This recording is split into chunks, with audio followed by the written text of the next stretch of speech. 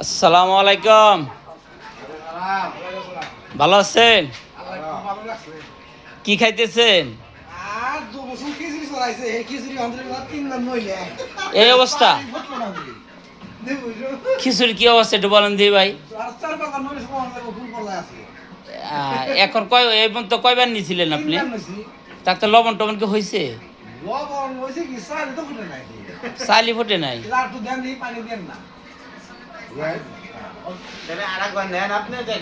সেন্টু ভাই, আপনার খিচুড়ির কি অবস্থা? কয়বার দিচ্ছেন? 4 বার। এই 4 বার কেন দিচ্ছেন, কি মনে করে? উদ্দেশ্যটা কি আপনার? আচ্ছা আচ্ছা, তারপরে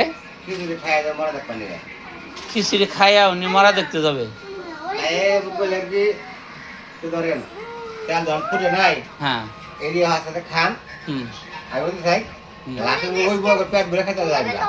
আচ্ছা, কত সালে খিচুড়ি পাক করতেছেন আপনি? 3.5 কেজি। এখানে কি কি দিচ্ছেন? হ্যাঁ, এইদিকে তাকান, এইদিকে তাকান। আর কি দিচ্ছেন? শুকনা মরিচ দিছি হ্যাঁ 50 গ্রাম, হলুদের ফাঁকে দিছি 50 গ্রাম, হ্যাঁ, জিরা দিছি, গরম মশলা ফাঁকে দিছি 25 গ্রাম, হ্যাঁ, জিরা ফাঁকে দিছি 20 গ্রাম, তাতে কাঁচা মরিচ দিছি 100 গ্রাম। হ্যাঁ, খিচুড়ির কালারটা সেরকম হয়েছে ভাই। আচ্ছা, কি হলো কি একটু বলেন দেখি একটু ভাই। এই যে শাকা বা নাতি বিয়ে। আচ্ছা আচ্ছা আচ্ছা আচ্ছা।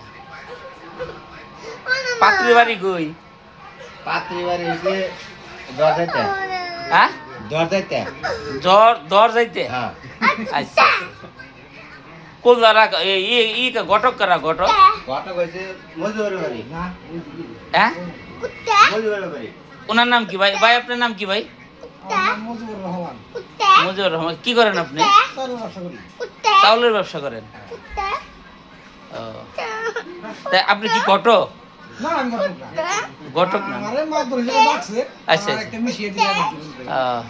আচ্ছা, তাহলে আপনি ভালো থাকেন। না, ওকে, আসসালামু আলাইকুম। ওয়ালাইকুম সালাম।